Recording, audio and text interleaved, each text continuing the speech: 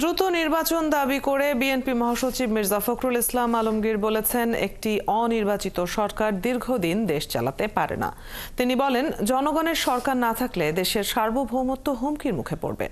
আরেক অনুষ্ঠানে বিএনপি চেয়ারপারসনের উপদেষ্টা জয়নুল আবেদিন ফারুক সরকারের উদ্দেশ্যে বলেন, মঈন ফখরুদ্দিনের মতো দীর্ঘ সময় ক্ষমতায় থাকার চেষ্টা করবেন না। হাবিব রহমানের প্রতিবেদন।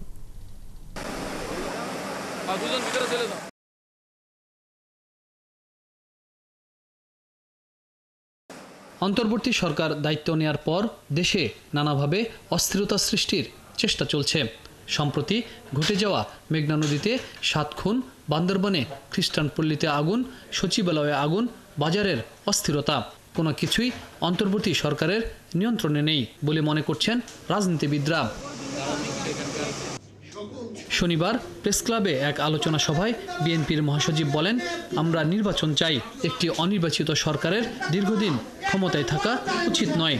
তিনি বলেন, আবার অনুরোধ করছি, স্বাধীনতা সার্বভৌমত্ব রক্ষার জন্যই দ্রুত নির্বাচন দিন। সংস্কার কোনো নতুন ধারণা নয়। কেউ যদি দাবি করেন যে আমরাই সংস্কারের দাবি নিয়ে এসেছি, সেটা ভুল। সংস্কার একটা চলমান প্রক্রিয়া, সেই জন্যই তো নির্বাচন বন্ধ হয়ে থাকতে পারে না। আমরা সংস্কার সবচেয়ে বেশি চাই, একই সঙ্গে আমরা এটাও চাই যে দীর্ঘকাল অনির্বাচিত সরকারের হাতে ক্ষমতা থাকা উচিত নয়। আজকে দেখুন, দেশের সংকট বাড়ছে তো বাড়ছে।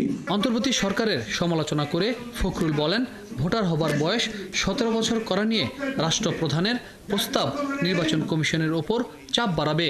তিনি বলেন, সংস্কারের নামে ইচ্ছাকৃতভাবে নির্বাচন দিতে দেরি করছে কিনা তা নিয়ে অন্তর্বর্তী সরকারকে জনগণের প্রশ্নের মুখে ফেলেছে। আপনি প্রথমেই বলে দিচ্ছেন যে 17 বছর হলে ভালো। আপনি যখন বলছেন, then it becomes a binding on the election commission, যেটা আপনি ইলেকশনের জন্য যারা ঠিক করবে, এটা ইলেকশন কমিশনকে ছেড়ে দিন।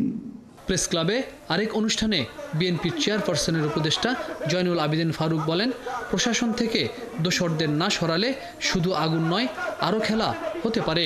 আপনার আমলেও যদি আপনার মতো একজন এমন এক ব্যক্তি যে বাংলাদেশের মানুষের জন্য গৌরব বয়ে এনেছেন, বাংলাদেশের মানুষের মুখে যেন এমন একটি কথা উচ্চারণ না হয়, আপনিও মঈন আহমদের মতো এই সরকারকে আরো অনেক দিন সময় নিতে চান।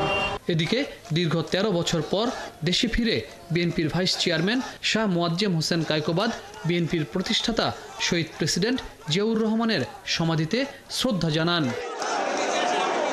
হাবিব রহমান, 71, ঢাকা।